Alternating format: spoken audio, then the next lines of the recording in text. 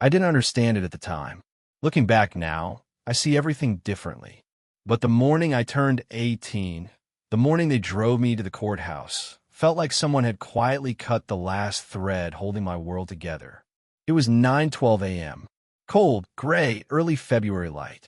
The kind that makes everything look a little washed out, including hope. I remember sitting in the back seat of their SUV, my backpack between my feet, hands shaking even though I tried to hide it. I kept waiting for someone to say something. Anything. But they didn't. David kept his eyes on the road. Lisa kept adjusting her necklace, the way she always did when she was anxious. And I kept staring at the reflection of myself in the window, wondering what was wrong with me that I still believed they were going to fight for me, even now. At 18, you age out. There's no warm graduation. No celebración. Just a dull, quiet severing of a life you thought you were building. We pulled into the courthouse parking lot. My heart was pounding so loud I could hear in my ears. And it hit me. This was it. There wouldn't be another birthday in their house. No more movie nights. No more pretending this was going to end differently. I swallowed hard. Do I still come home tonight? I asked, my voice barely above a whisper. Lisa turned around. She smiled, but it didn't reach her eyes. We'll talk about that later, sweetheart. Sweetheart. God, that word hurt. Because you don't call someone sweetheart while packing their life into a single backpack. Inside the courthouse, everything smelled like old paper and too strong disinfectant. My caseworker, Angela, was already waiting for us. She had that tight-lipped expression she used when she knew something I didn't. Happy birthday, she said, hugging me. You okay? I wasn't, but I nodded anyway. The meeting took 12 minutes. 12 minutes to finalize a childhood. 12 minutes to turn me into a legal adult with nowhere to go. When the judge asked if I understood what aging out meant, I said yes. When he asked if I had any questions, I said no. Both were lies. Afterward, we walked back out into the cold. My breath came out like smoke. I looked at David and Lisa, waiting for them to say something reassuring. Something like, we're still here. You're still ours. But instead, David cleared his throat. So, we'll get lunch, and then we'll drop you off at the transitional apartment. My stomach caved in. Drop me off. Drop me off. Like a package. Like a problem. Wait, I said, stepping back. You guys said we'd talk about. Let's not do this here, Lisa murmured, glancing around. My throat burned. I suddenly felt like I was floating above my body, watching everything unfold from a distance. But you promised, I whispered. You said I could stay through the school year. You said we'd figure stuff out together. Lisa's face tightened. David looked away, and then Angela stepped forward. They changed the placement, she said softly. Last minute. I tried to push back, but... What do you mean they changed it? You still there. Why? What happened? Her eyes flicked toward my foster parents. That was the moment I felt it. The shift. The silent, heavy realization that everyone knew something I didn't. Everyone except me. But before I could ask again, David gently touched my shoulder. Let's get in the car, okay? We'll explain on the way. Except they didn't explain. Not in the car. Not at the restaurant. Not during the drive to the apartment building. They talked about groceries. About traffic. About a movie they wanted to see. Not a single word about why they were dropping me off when they promised they wouldn't. Something was wrong. I could feel it like a splinter under the skin. When we finally reached the apartment, it was almost 1 p.m. The hallway light flickered. Everything smelled like damp carpet and stale cooking oil. This is temporary, Lisa said brightly. Just until you get settled. But her voice was trembling. David handed me a plastic grocery bag with a few toiletries, a pack of socks, and a microwavable pasta bowl. I wanted to scream, to beg, to cling to them like a child. But I knew better. Foster kids learn early that emotional needs make adults uncomfortable. So instead I asked, you'll visit, right? Lisa's eyes darted to David. He didn't answer. The silence was a punch. They hugged me, quick, polite, awkward. The kind of hug you give a distant relative you barely know. Then they stepped into the hallway. Lisa turned back once. We love you, she said. The door closed. and the click of the lock on the other side sounded like a funeral bell. For long minutes, I just stood there in the dark room, staring at the chipped paint on the door. My heartbeat felt too loud for the silence around me. I kept thinking they raised me for 5 years. They said I was family. They said I was staying. Why would it let me go like this? The air felt too heavy, too still. I walked to the window and stared at their SUV. They sat inside for a long time. I could see their silhouettes. Talking, arguing maybe. Then the SUV pulled away. They didn't even wave. I remember sliding to the floor, my back against the door, and finally letting the sobs shake out of me. Hours passed, then days, then weeks. And in that time, one single question gnawed at me day and night, like a wound that wouldn't close. Why did they really let me go? Because something wasn't adding up. Not their silence. Not the changed placement. Not the fear in Lisa's eyes. Not the way David refused to look at me when he said goodbye. Something had happened. Something they weren't telling me. And then, 3 months later, just when I'd finally stopped expecting to hear from them, Angela called. Her voice was shaking. I need you to come to the office, she said. Now, there's something you have to see, something about your foster parents. A chill ran through me. What is it? I whispered. It's a file, she said. Your file. The original one. And there are pages in it that you were never supposed to find. If you've ever had someone walk away from you with no explanation, you know this pain. And if you're listening right now, I'm right here with you. Tell me where you're watching from. It helps more than you think. Angela wouldn't tell me anything else over the phone, but the way she spoke, the way her voice cracked, I knew this wasn't normal. I knew this wasn't just paperwork. Something had been hidden. Something big. Something that could explain everything that happened the day I turned 18. And as I walked in her office that afternoon, I saw the thick folder on her desk. My name on the front. Pages sticking out like they'd been handled too many times. Angela looked pale. You ready? She asked. I nodded. She opened the file. And the first page, just the first page, made my stomach drop so hard I had to grab the edge of the desk to steady myself. Because written in bold black letters, right at the top, was a sentence that made absolutely no sense. Emergency removal due to undisclosed family connection. I stared at it, then stared again. Family connection? To who? And why the hell had nobody told me? My voice cracked. Angela, what does this mean? She swallowed hard. That, she whispered, is only the beginning. I didn't sleep the night after Angela showed me that page. I lay in bed staring at the ceiling of the tiny transitional apartment, replaying that one sentence until it started to blur. Emergency removal due to undisclosed family connection. Every possible meaning felt wrong. A relative? A danger? A secret? And if it was something so important, why had no one told me for 7 years? The next morning at 8:03 a.m., I walked into the agency office again. My hands were shaking, the kind of tremor you try to hide by stuffing them into your sleeves. Angela was waiting for me in her cubicle. Papers spread out everywhere, coffee untouched, eyes red like she hadn't slept either. Sit, she said quietly. I did. She closed the door behind us and lowered her voice. There's something you need to understand before we go deeper. My pulse jumped. What is it? She took a slow breath. You weren't supposed to end up with David and Lisa. My chest tightened.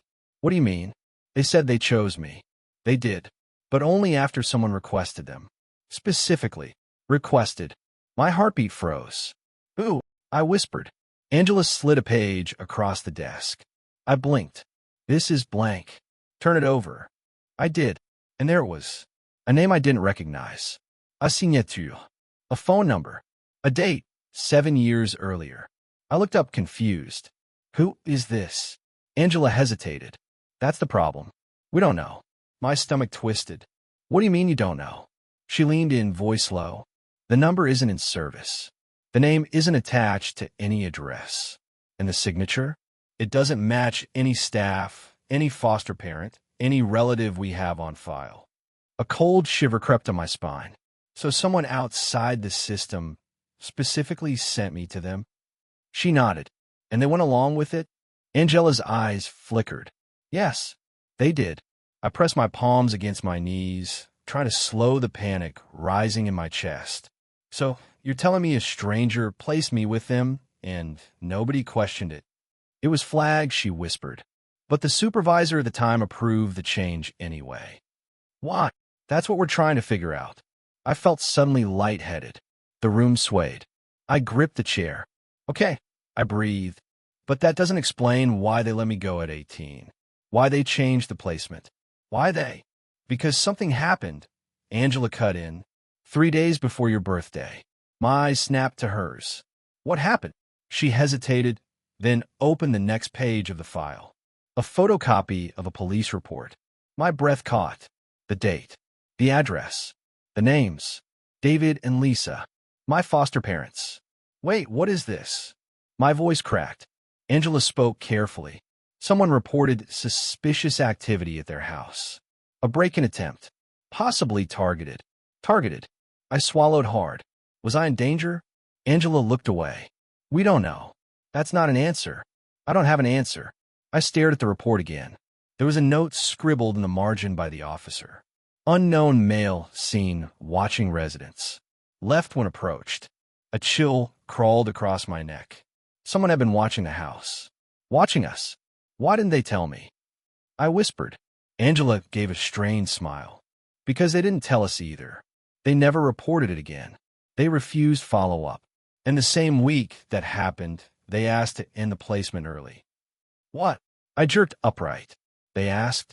They told me it was the agency. They said the placement got changed. Angela shook her head slowly. No, they initiated it. My heartbeat slammed painfully in my chest. They wanted me gone, I said hollowly. Her silence was confirmation. After a moment, she added softly, they told us it was for your safety, but they wouldn't give details. My throat felt tight. So, they kicked me out to protect me? We don't know. I pushed the file away. None of this makes sense. I know. Angela reached across the desk. But there's more, and you need to see it. She flipped another page. An email printout. From David.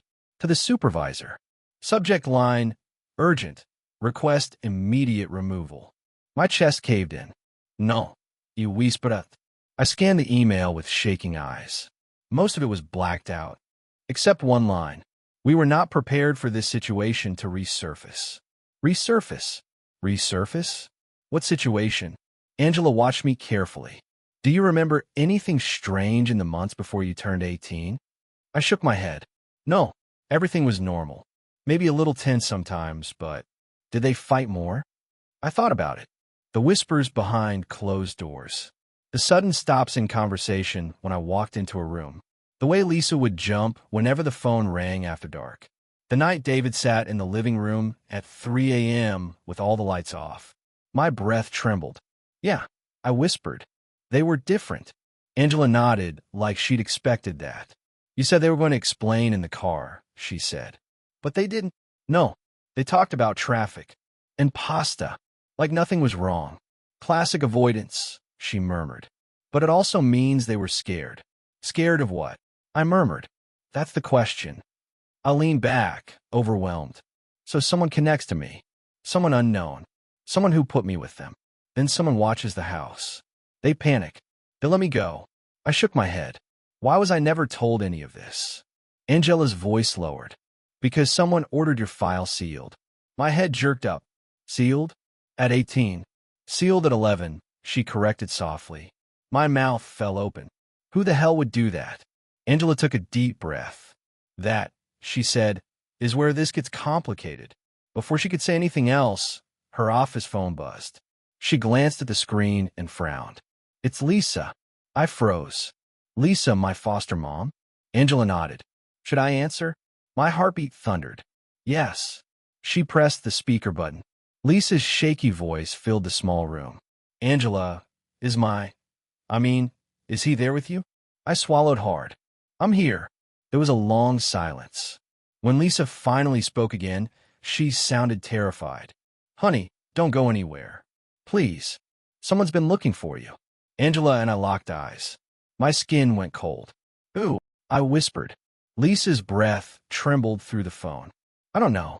but he came to our house again last night. My stomach dropped. Again. Angela leaned forward. Lisa, you need to be clear. Is this the same man from the report? I think so. He said he made a mistake letting him go the first time. The first time? My heart stopped. Lisa, I said, voice shaking. Who exactly was he talking about? There was a rustling sound on her end. A door slamming. Her voice dropped to a whisper. He was talking about you. Angela's eyes widened. Lisa gulped a breath. And he said he's coming back tonight. The line went dead. I didn't realize I was holding my breath until the dial tone echoed through Angela's office. Lisa's voice still rang in my ears. He said he made a mistake letting him go the first time. He was talking about you. He's coming back tonight. The words clung to my skin like cold rain. Angela snapped out of her paralysis first. She grabbed her phone, hurried to close the blinds, then locked the office door. Her movements were sharp, deliberate, like someone who has been trained for emergencies she hoped would never come. Sit down, she ordered. But I couldn't. My legs were buzzing with adrenaline. What does that even mean? I whispered. Letting me go? Who is this man? Angela exhaled shakily. I don't know.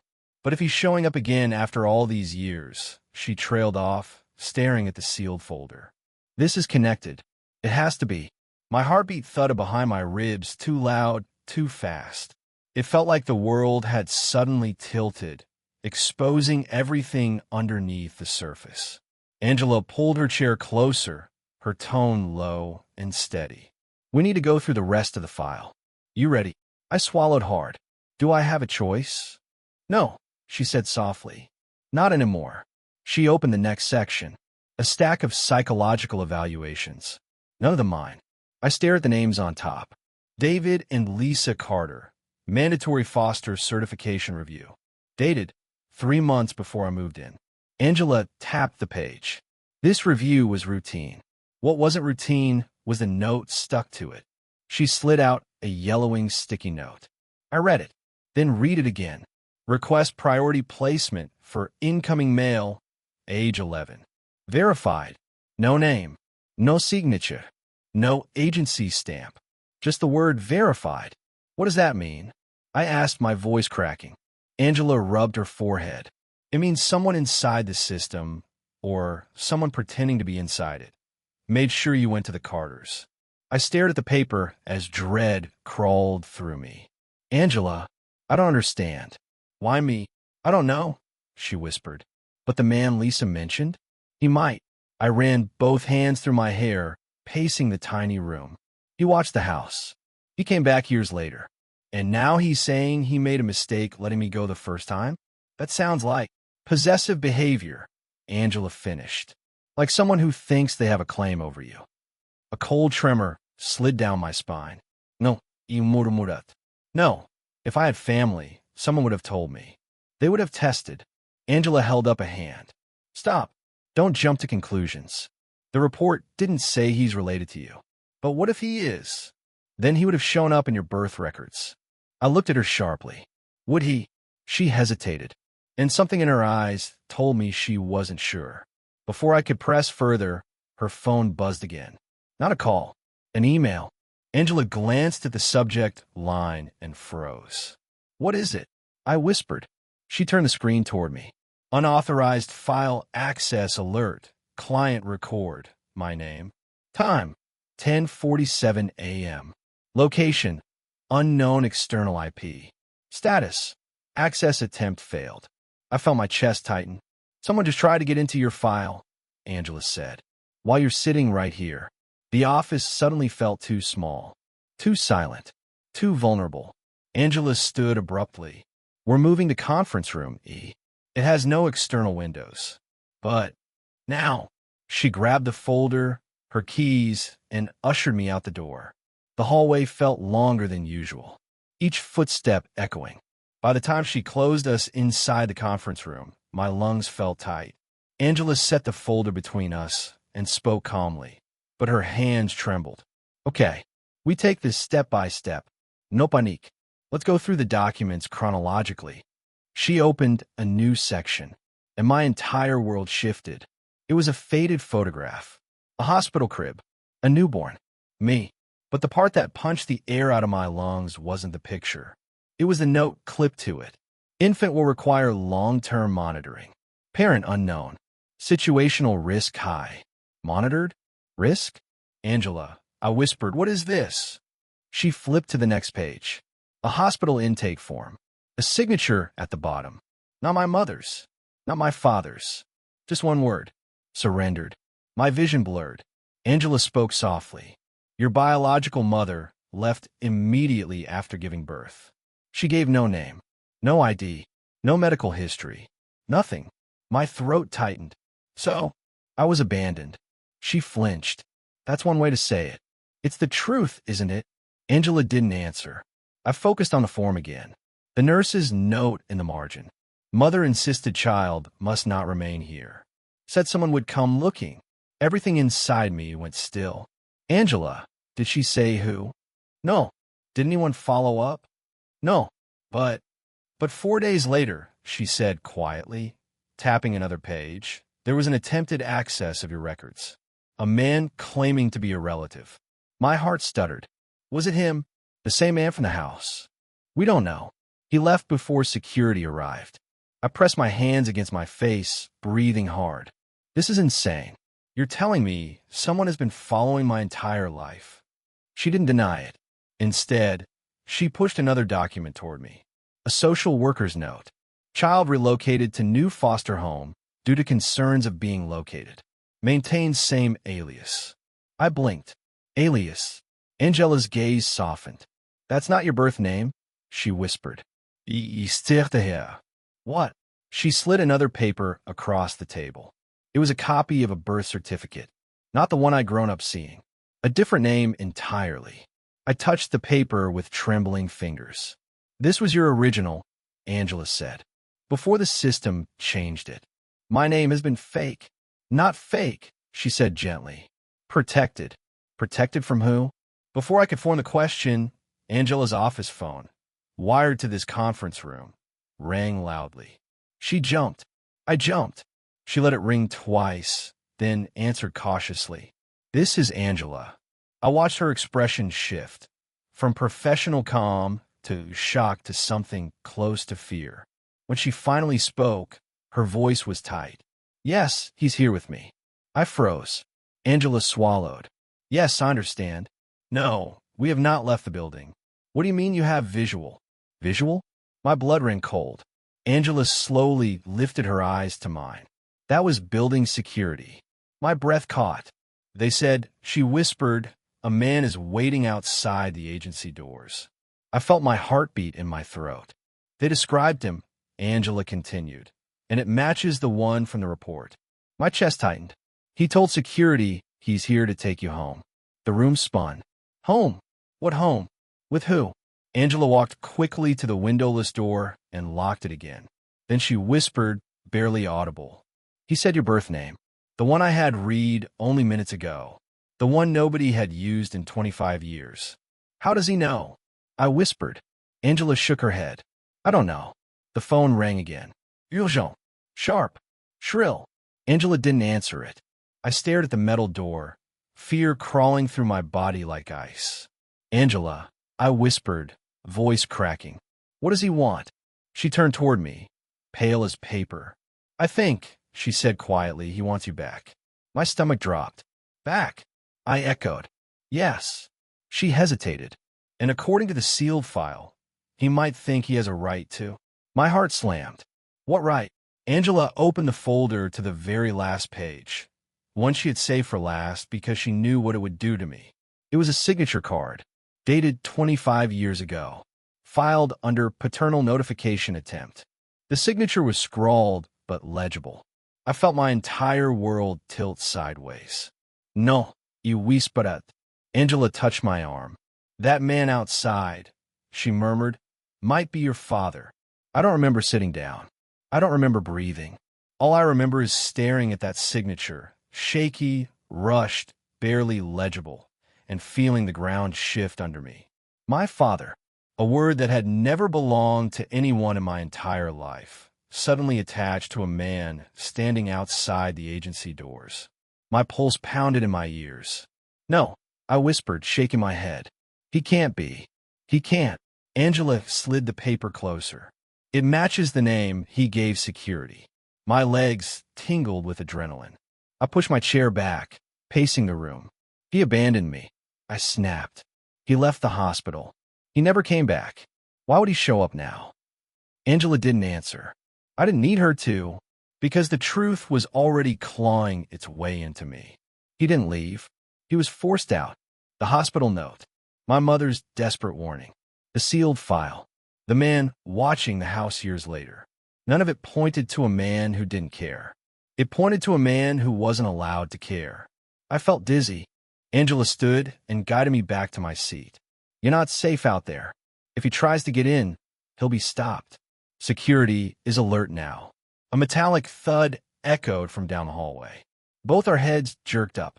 That wasn't normal office noise. Not a printer. Not a door. It was heavier. Close. My voice trembled.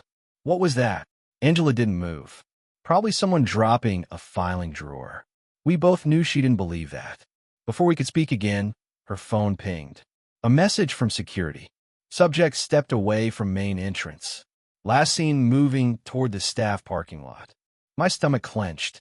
Does he think I'll try to leave? I whispered. He's anticipating your movements, Angela murmured.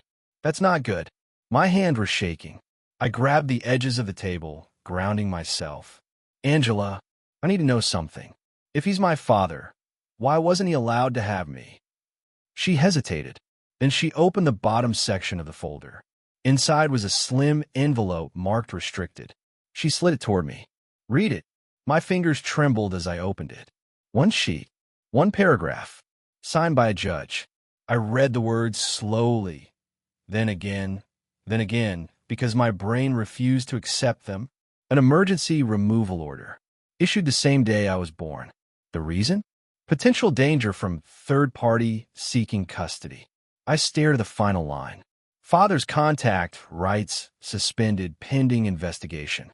My breath hitched. What investigation? I whispered. What third party? Angela shook her head. There's no follow-up. No record of any investigation ever being done. So they just took me from him? My voice cracked. Without proof. Angela looked pained. It happens more often than people think. I felt the room closing in.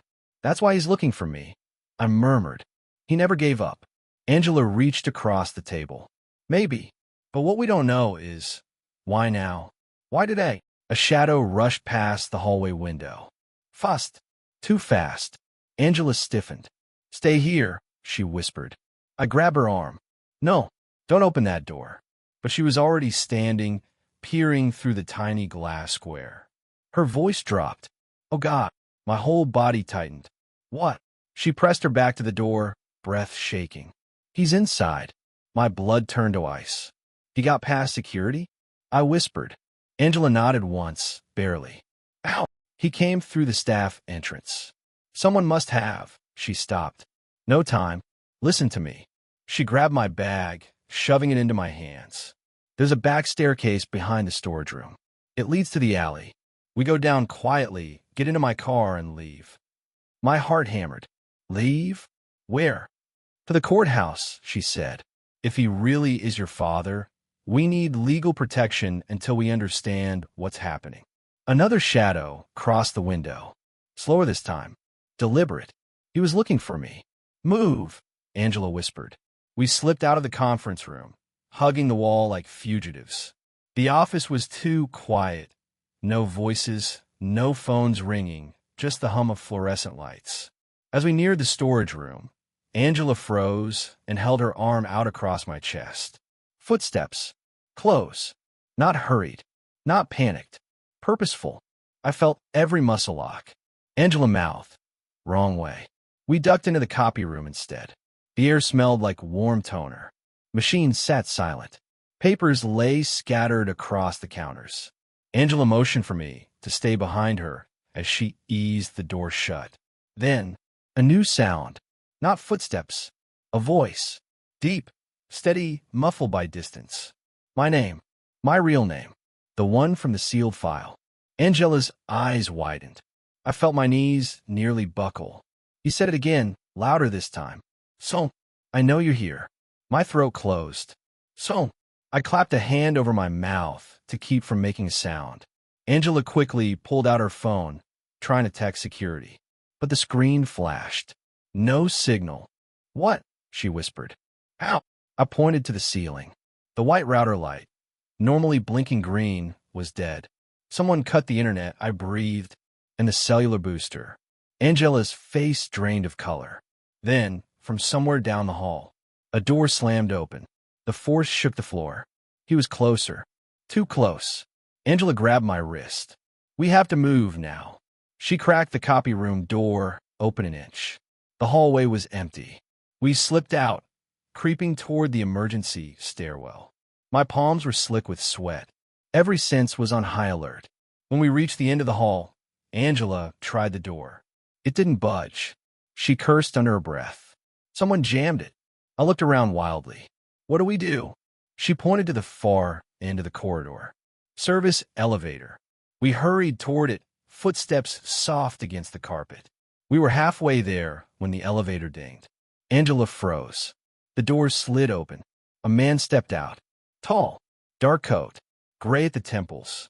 Eyes sharp, too sharp, holding something in his hand.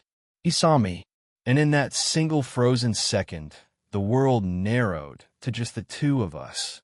He smiled, not with warmth, but with recognition. There you are, he said softly. I've been waiting a long time. Angela shoved me behind her. Stay back. His smile didn't falter. I'm not here to hurt him. Then leave, she snapped. He tilted his head. Not without my son. Every nerve in my body fired. He took a slow step forward. Angela mirrored him backward, keeping me shielded. Why did you come now? She demanded. His eyes flicked to her, annoyed. I've come every year. They just never told him. My breath caught. Every year? Why? I whispered before I could stop myself. His eyes snapped back to mine. Softer now. Pained. They told me you were moved. They locked the records. They hid you from me. Angela stiffened. That's not how it works. He cut her off without even looking at her. There were people who didn't want him with me. His voice cracked on the last word. Him, he repeated. My son. But then, something in his expression shifted. Darkened. Not anger. Fear.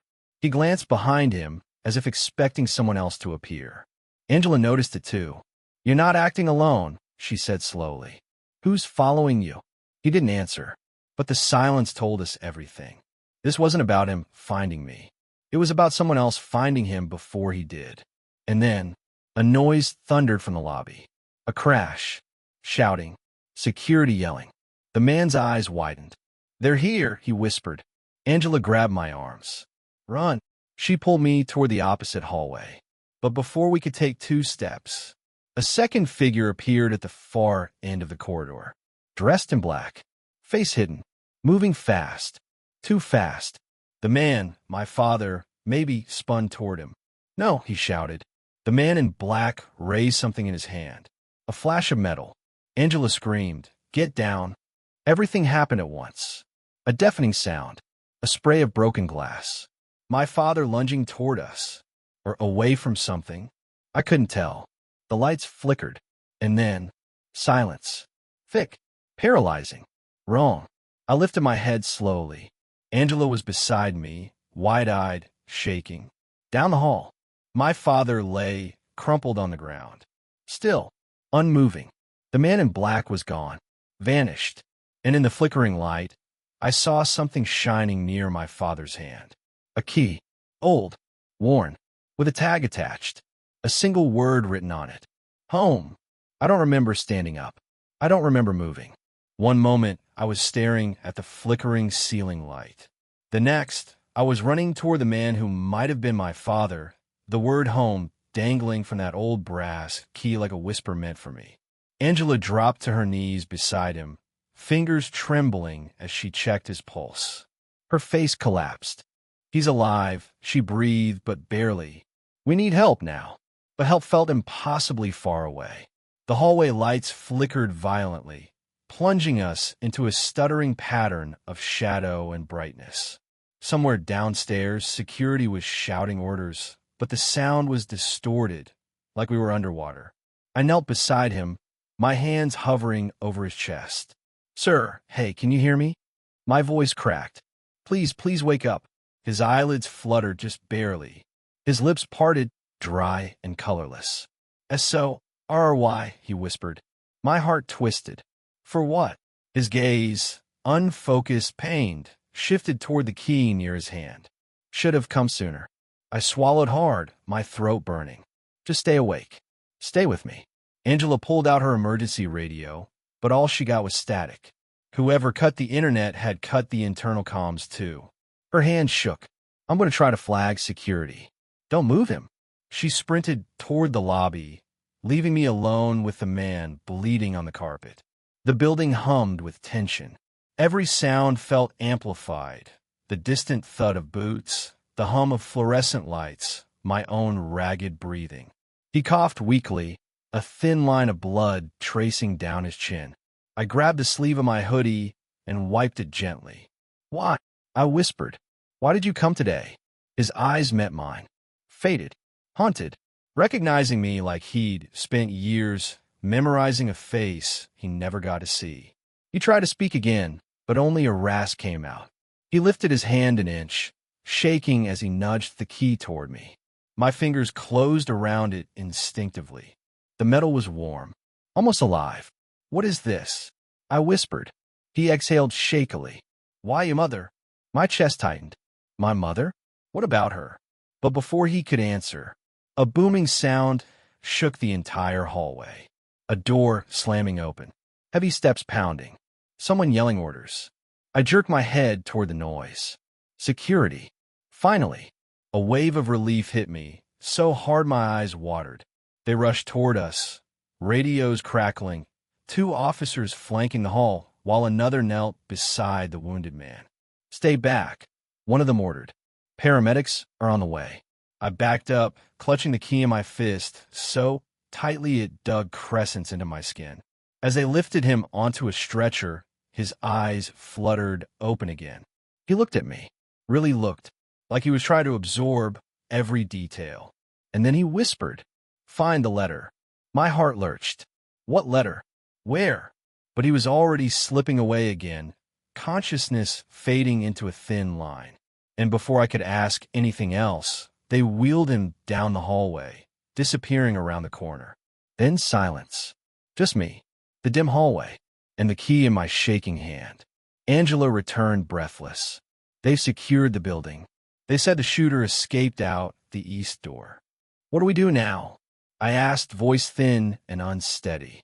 "We go somewhere safe," she said. "The police are sweeping the building, but if this man came for you—" "He didn't," I said sharply.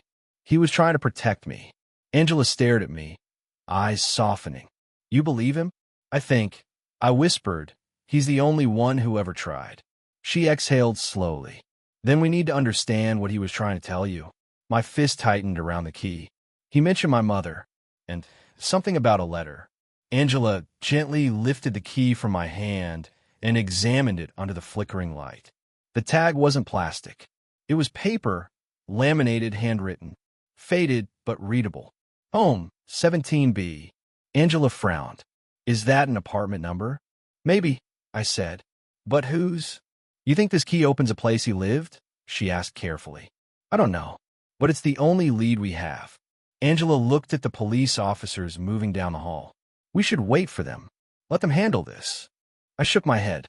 "If we wait, this gets locked behind 100 official procedures. And if someone in the system tried to hide me from him once—" My voice faltered. "They can do it again." Angela's jaw tightened. She knew I was right. She also knew it was dangerous. But she placed the key back in my palm anyway. "Okay," she whispered. "Let's go." The drive was tense and silent. I stared at the key the whole time, turning it over and over between my fingers. The number 17B, the scratch marks around the keyhole, the way it felt too important to be just metal. The police scanners on the radio crackled with updates. Suspect heading east. Unknown identity, armed and dangerous. Angela gripped the wheel tightly. "You okay?" she finally asked. "No," I admitted, "but I don't think I've ever been okay." Not really. She didn't argue.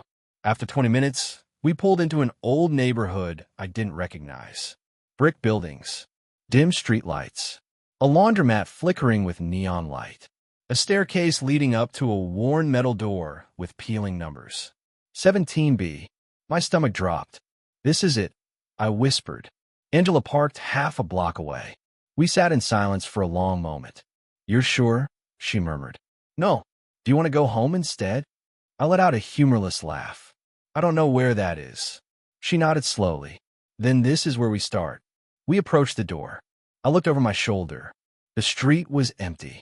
Too empty. Angela motioned for me to hurry. The key slid into the lock with a slow metallic scrape. My heart pounded. One twist. Two. The lock clicked. I pushed the door open. A rush of stale air hit me. Cold, dusty, untouched. Like no one had been inside for years. Angela stepped in first, flicking on her phone flashlight. The room was small. A studio apartment. Border furniture.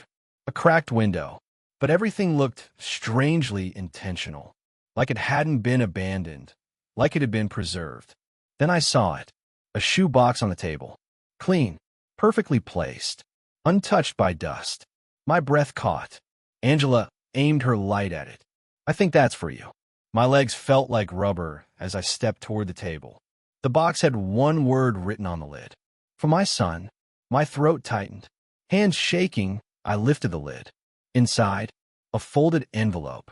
Yellowed with age. Edges soft. Ink faded. The handwriting matched the tag on the key. Angela leaned closer. Is that the letter he mentioned? I nodded silently. My chest felt too tight. Open it, she whispered. I swallowed, sliding my thumb under the seal. The paper crackled softly as I unfolded it. The first line punched the air from my lungs. If you're reading this, then they finally let you go. My eyes blurred with tears. Angela placed a steady hand on my shoulder. Read it out loud, if you can. I tried. My voice trembled. I wanted you from the beginning. I fought for you. But they took you away because they were afraid of who was looking for me. I froze. Angela whispered, keep going. I swallowed hard. Your mother didn't abandon you. She ran to protect you. And she made me promise. If anything ever happened to her, I would find you. My breath hitched. My mother. He knew her. He loved her. There was more. If she's gone, then I'm all you have left. And if someone is still following me, they will come for you too. The paper shook in my hands. Angela whispered, Who? Who's following him? I read the last line slowly, each word heavier than the last. Your mother died, trying to keep you hidden. The same men who chased us then are chasing me now.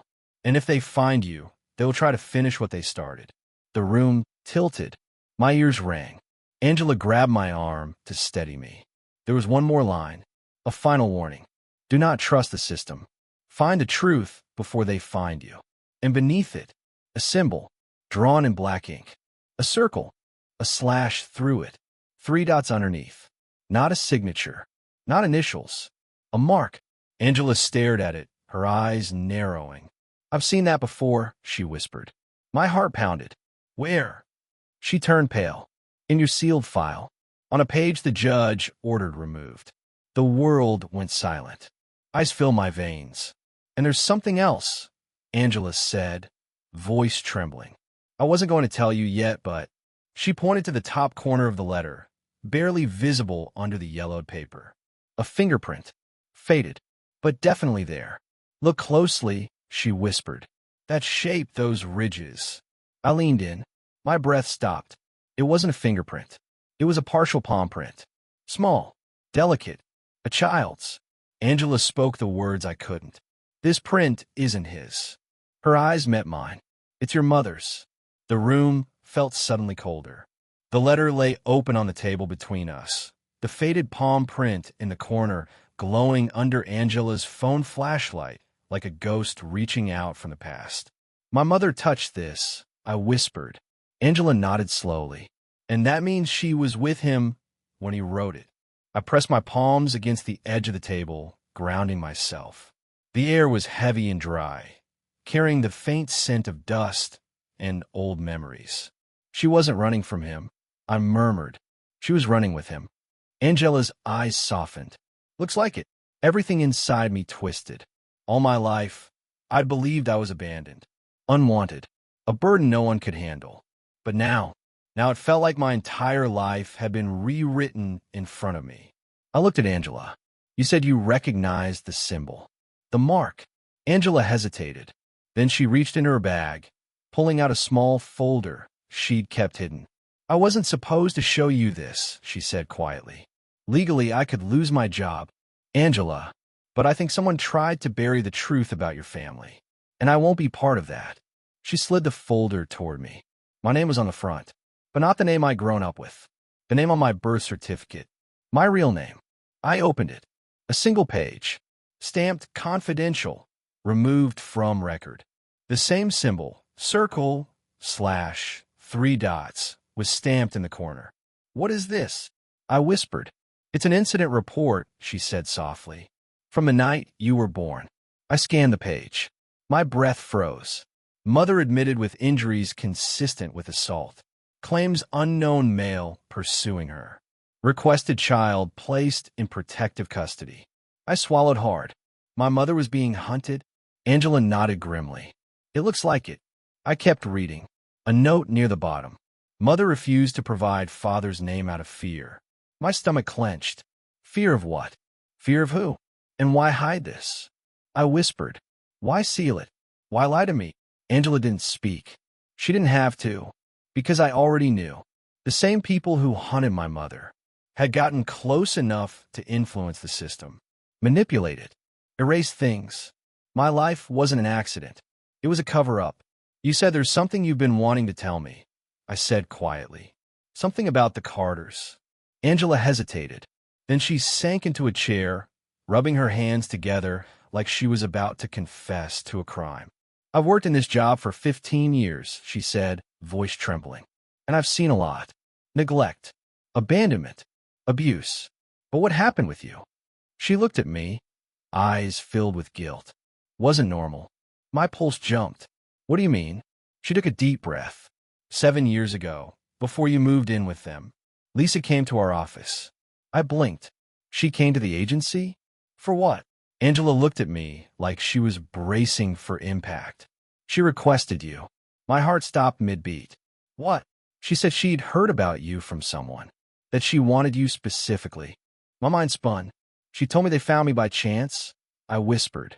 She said they fostered because they wanted to help. Angela shook her head. They didn't want just any kid. They wanted you. My throat tightened painfully. What? I breathed. Why me? Angela swallowed. At the time, I didn't think much of it. But now, her eyes drifted to the letter. Now I think someone told them to take you in. Someone who wanted you hidden. And now someone else wants me found. I murmured. Angela didn't deny it. The room suddenly felt too small. Too quiet. Too dangerous. What about the man who attacked him today? I whispered. Do you think he's connected to the people chasing my mother? Angela hesitated, and that hesitation told me more than words. Before she could answer, her phone buzzed. A text from an unknown number. She frowned, then went pale. What is it? I asked. She turned the screen toward me. There was just one sentence. You shouldn't have opened the letter. A chill shot through me. The number had no ID, no name, no previous messages. Angela stood abruptly. We're leaving. Now. But where do we go? Somewhere they won't expect, she said. And somewhere we can think. The lights in the apartment flickered once. Twice. Then went completely dark. A blackout. Or sabotage. Angela grabbed my arm. Move. We shuffled toward the door in the dark. But before we made it halfway, a soft creak came from the hallway outside. Not the building settling. Not wind. Footsteps. Slow. Measured. Deliberate. Angela raised a finger, signaling silence. My heartbeat thrummed in my ears. A shadow passed by the crack under the door. Then another. There were 2 of them. Angela whispered, so soft I barely heard. They followed us. My throat closed. The shadows stopped. Turned. Facing the door. Like they could feel us inside. Then, a soft knock. 3 taps. Slow. Precise. Terrifying.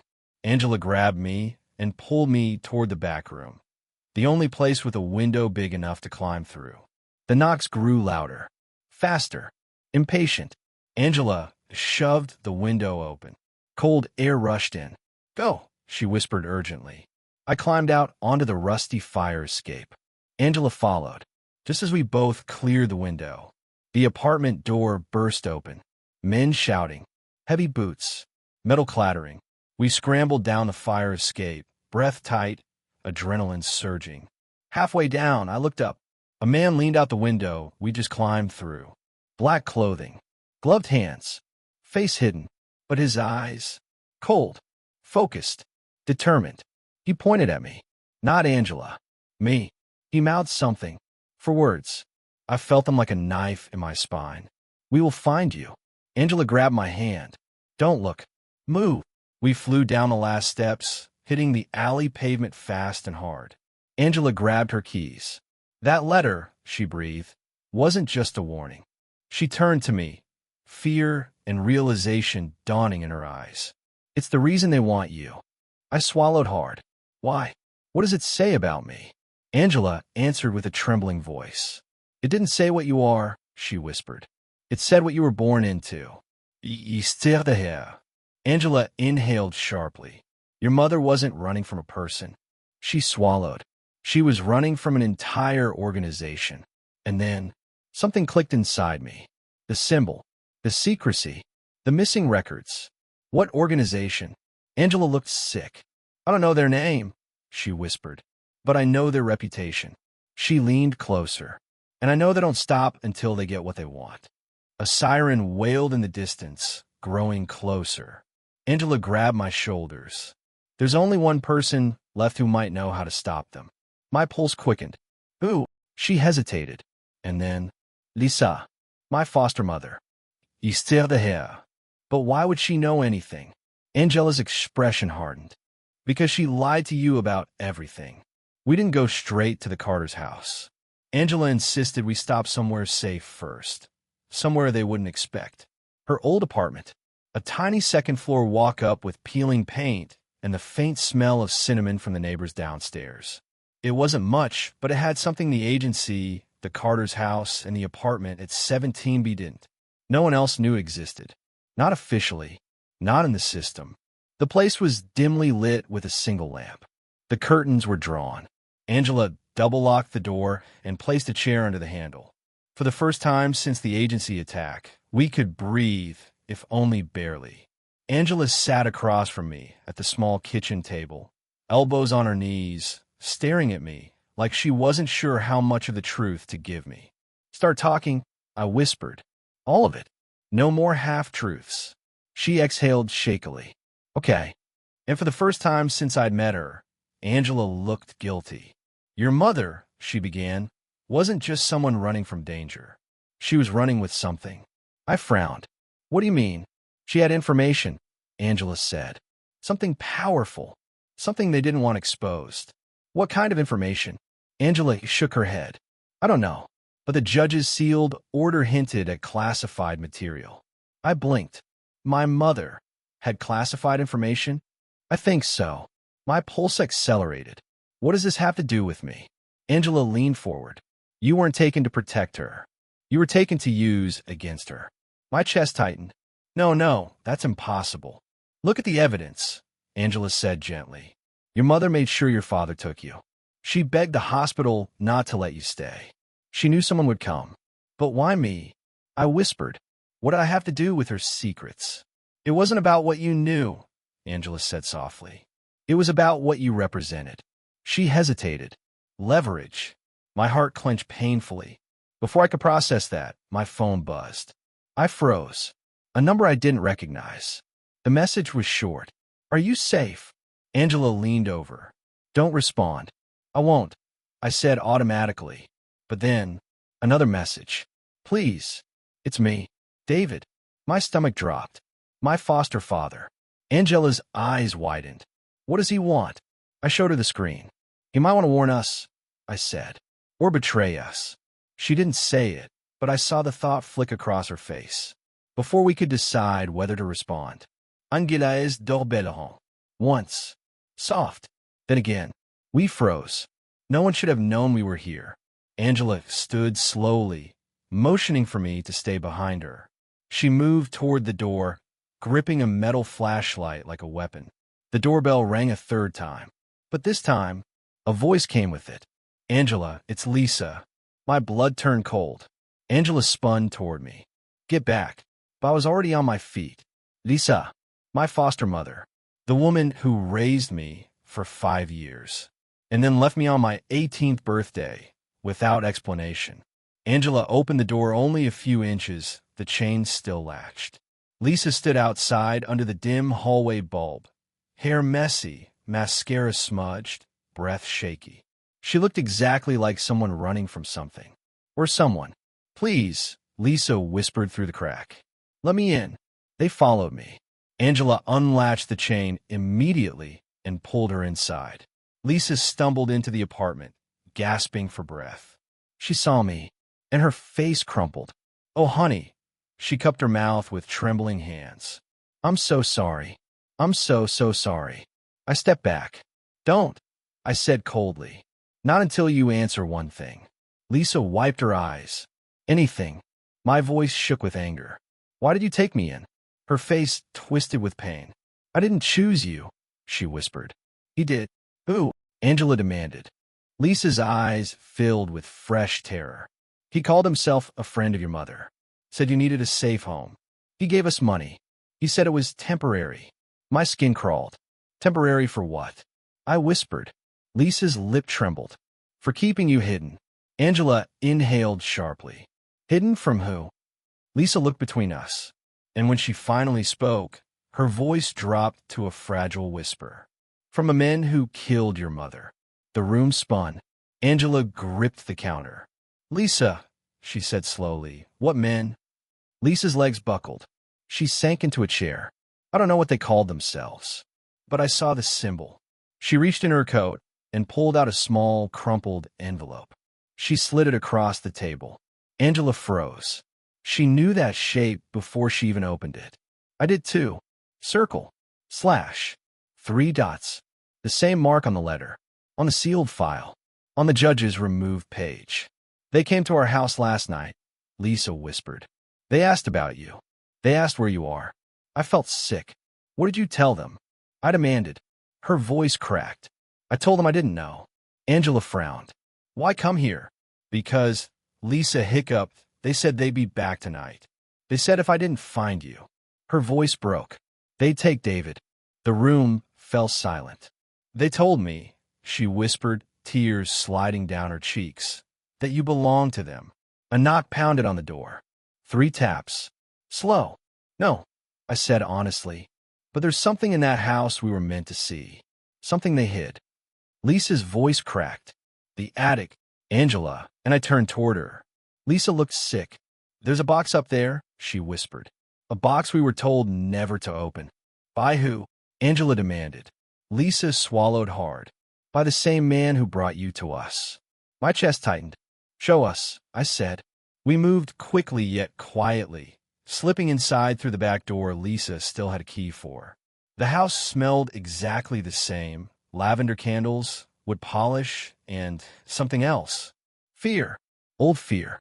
Like it had soaked into the walls. Lisa led us down the hallway toward the pull-down attic ladder.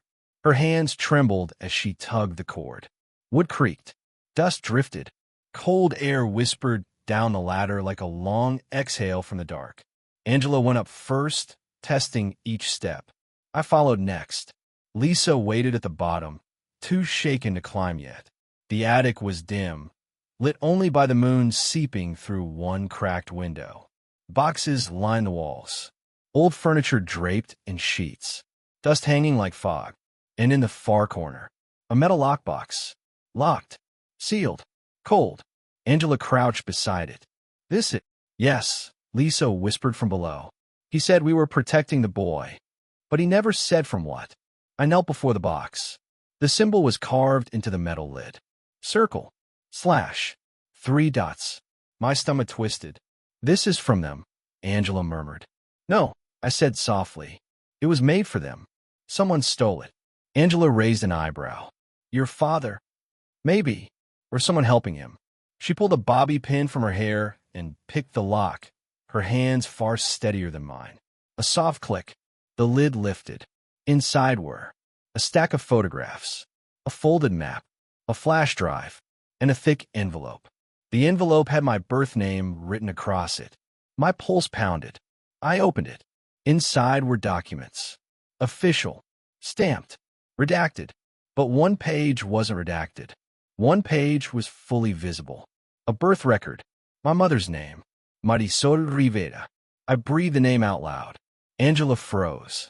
Wait, I've heard that name before. Where? I whispered. Angela sifted through the papers quickly. She wasn't just someone in trouble. She was a whistleblower. She exposed a corruption ring 15 years ago. Her face fell. Oh my God. What? I demanded. Angela looked at me with horror. The organization hunting her, they weren't criminals. My breath caught. They were the government. Time stopped. Wind rattled the attic window. Lisa gasped. Angela shoved a second document into my hands. A clearance file. Stamped top secret. Marisol Rivera. Department of Internal Compliance. Disappeared after reporting misconduct involving. I stopped reading. My blood froze. The same symbol. At the top of the page. This isn't just some group, Angela whispered. This is a covert department. Off the books. No oversight. And they killed her, I whispered. Lisa sobbed. Your father told us they wouldn't stop. That you being here was safer than being with him. We didn't know what to do. We thought we were helping. I stood slowly. This isn't just about my mother. It's about me. Angela nodded. The file mentions you. You were born the night she tried to meet with investigators. You were part of the leverage used against her. I stared down at the documents, hands trembling. Why? I whispered. Why me? Angela flipped through the papers. And then she froze. Because, she said quietly, your mother didn't run from them with classified information. She held out a DNA form. She ran with proof. I took the page from her, read it, and felt my world tilt sideways. My mother had stolen evidence that could expose the entire covert department. And she hid it with me, inside something I was born with. A burn mark on my shoulder. A mark I'd always assumed came from the incubator at the hospital. But no, it was intentional. A storage device implanted under my skin. And the organization knew. Angela looked at me, eyes wide. It's still inside you. My voice cracked. What? Before she could answer, the attic floor creaked below. Then, Lisa screamed. Angela whipped around. They're here. I grabbed the box. Angela grabbed my arm. And we ran. We flew down the attic ladder so fast Angela almost slipped. Lisa stood in the hallway, hands over her mouth, eyes wide with terror. They're inside, she whispered. They're already inside the house. I heard the back door open. My instincts went primal. Where's David? I asked. Lisa's face twisted. They took him. I felt the air leave my lungs. Angela grabbed both our hands. We don't have time. Move. The three of us rushed down the hall, the floorboards groaning under our weight. Lisa damn near collapsed. I didn't know this would happen again. I thought after we let you go. I stopped dead. What do you mean again? Lisa froze. Angela's eyes flicked toward her sharply. Lisa, she warned. No, I said, stepping closer. Tell me what you meant. Lisa sobbed. I thought after they threatened us the first time, after they told us to stay away from you, they'd leave us alone. That's why we let you go at 18. To protect you. To protect us. Shock hit me so hard I swayed. What threat? I whispered. She shook her head violently. We weren't allowed to tell you. They said if we ever did. A floorboard creaked behind us. Angela pulled us into the nearest room and locked the door. Lisa continued, breath shaking, tears streaming down her face. You were 11 when we got a letter. No return address. Just instructions. Saying we were chosen because we were quiet. We didn't ask questions. We lived in a small town where people mind their business. My stomach twisted. You were chosen as a safe house. Lisa nodded miserably. And if we ever questioned anything or told anyone, or tried to adopt you early. They said they'd burn our lives down. I stared at the woman who'd raised me, who'd loved me, who'd left me. 1,000 conflicting emotions crashed in my chest. Why didn't you tell me? I whispered. Lisa collapsed on her knees. Because they weren't threatening you, she sobbed. They were threatening us. And back then, I was a coward. She covered her face. Angela knelt beside her. Lisa, who contacted you? Lisa's voice cracked. A man called himself the auditor. He wore gloves. He never showed his face. Angela stiffened. I've heard that name. Who is he? I demanded. One word left Angela's lips like poison. Head of the covert department your mother exposed. My pulse slammed. And now he's here? Angela nodded grimly. He wants the evidence your mother hid. The evidence inside you. The door handle rattled. My breath stopped. A man's voice drifted through the wood. Low, smooth, controlled. Open the door. You're making this harder than it needs to be. Lisa whimpered. Angela grabbed my arm. Window. Now. We moved quickly, pushing it open and crawling onto the roof. The air outside was cold and sharp, stinging my lungs. Angela scanned the yard. We jumped to the garage roof. It's close enough. Then run. But before we could move, another voice drifted up. From the yard below. I wouldn't do that. We froze.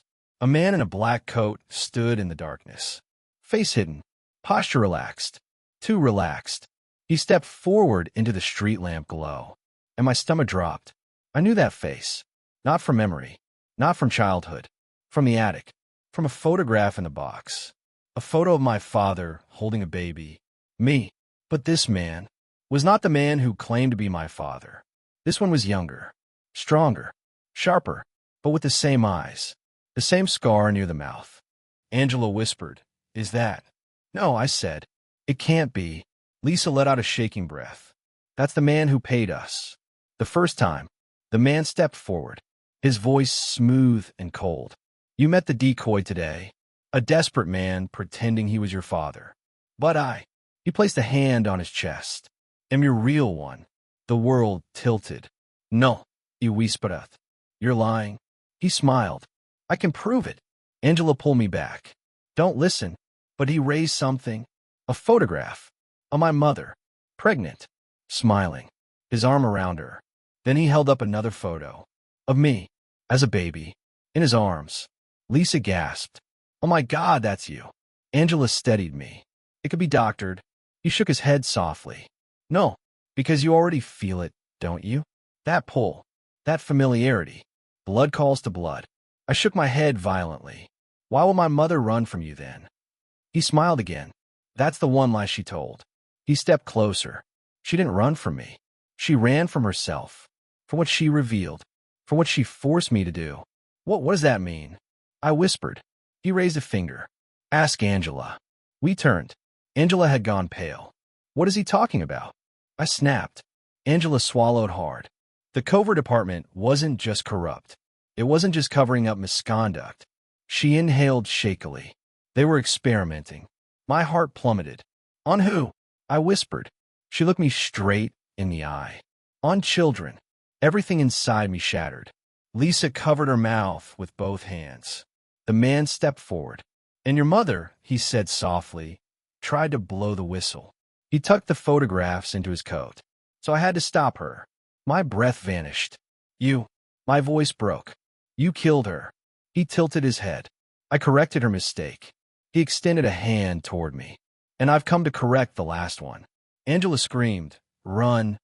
Gunfire erupted. We fled across the roof into the night. The finale, emotional closure plus final twist plus Netflix-style ending. We ran across the Carter's roof as gunfire tore through the siding. Bullets sparked off the gutters. Shouts erupted from the yard below. Angela grabbed my hand. Jump now.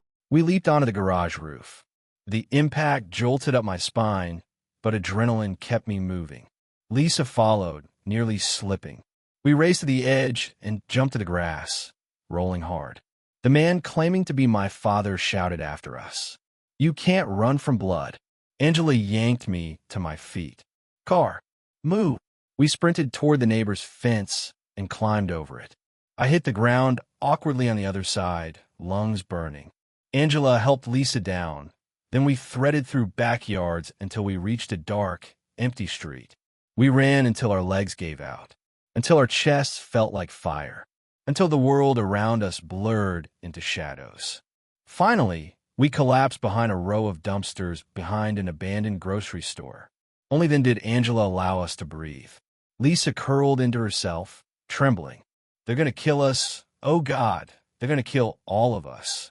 No, Angela said, voice steadying. We have the files, the evidence, the truth. That's our shield. They'll bury it, Lisa cried. Just like before. Maybe, Angela said, but not if we put it somewhere they can't bury it. She looked at me. You're the key. My throat tightened. Why me? Angela wiped sweat from her brow and took a shaky breath. When your mother exposed the corruption, she exposed him. The auditor. She implicated him in experiments done on children in protective custody, illegal trials, medical procedures, human subjects. My stomach twisted. You, Angela said gently, were supposed to be the final subject. Lisa sucked in a sharp breath. Angela continued. Your mother found out before it happened. She ran. Your real father, the auditor, sent people after her. And the man you met today, the one who got shot. She pointed to the locked box. He wasn't lying. He wasn't pretending. He was your mother's partner, not your biological father, but the man who raised you with her during the time they were on the run. And he tried to protect me. I whispered. Angela nodded. He gave you the key. He left the letter. He hid the evidence. But why would the auditor chase me now? I asked. After all these years, Lisa answered this time, voice barely above a whisper. Because you're turning 25. I blinked. What does my age have to do with anything? Angela opened the remaining folder. Inside was a medical report. My medical report. From infancy. A note written in cold, clinical handwriting. Subject shows high compatibility. Long-term monitoring advised. Retrieval scheduled upon adulthood. With contingency at 25-year marker. My stomach dropped. They were supposed to take you at adulthood, Angela whispered. But your mother disappeared with you. So they changed the protocol. I felt the world tilt. They were waiting. I breathed. Yes, Angela said. Waiting for your immune markers to mature. Waiting for your nervous system to stabilize. My mouth went dry. For what? Angela looked sick. For implantation. Lisa turned away and retched. Angela held up the photo of the burn mark on my shoulder. Except, now that I knew the truth, it wasn't a burn mark. It was a surgical scar. They implanted a micro-storage capsule under your skin during your first hours alive, Angela said. Tiny, dormant, only accessible through a specific biological signature that matures at 25. My voice cracked. My body is the evidence. Angela nodded, and the auditor wants to extract it, which will kill you. Lisa started sobbing again, covering her face. I didn't know. I stood slowly. My legs felt numb. My chest felt hollow. My future felt stolen. So what do we do? I whispered. Angela stepped closer. We expose everything, she said. All of it. The files. The medical reports. The witness statements. Your mother's documents. Your father's letter. Lisa looked up, eyes red. Where? They'll shut it down. No, Angela said quietly. Not where we're going. Where? I whispered. Angela looked at me with something like hope. There's a federal journalist who's been chasing this story for years. Someone who suspected the covert department, but never had proof. They can protect you and blow this open. And if they don't, I asked. Angela took my hand. Then we run. We vanish. But we don't let them take you. I nodded slowly. Then something unexpected happened. Lisa stepped forward. Her hand shook as she held mine. Honey, I know I failed you. I know I hurt you. But if you let us. She looked at Angela. We want to adopt you. My lungs froze. What? I whispered. Lisa nodded, tears spilling down her cheeks. Not to hide you. Not to protect ourselves. But because we love you. Because we should have done it years ago. I swayed. Angela stepped beside her. We're not asking to replace your mother, she said softly. or the man who protected you. We're asking to be the family who stays. I felt my throat close up. You still want me? I whispered. Lisa sobbed. We always did. Fear made us cowards. But love makes us brave. Let's be brave for you now. Angela squeezed my shoulder. Let us be your family. For the first time in my life, I didn't feel like a burden, or a mistake, or a project, or a case number. I felt like someone worth fighting for. I'll think about it, I whispered. Lisa nodded. That's all we ask. Angela checked the street. It's time. They'll be after us soon. Let's move. We walked toward the main road, the night cold but strangely gentle. As we reached the curb, a police siren echoed in the distance. Not for us, for them. For once, the law was on our side. Angela exhaled shakily. This ends tonight, one way or another. I looked at the sky, at the road ahead, at the future I didn't think I'd make it to. And for the first time since the day I was born, I wasn't running toward darkness. I was walking toward truth. And whatever came next, I wouldn't face it alone.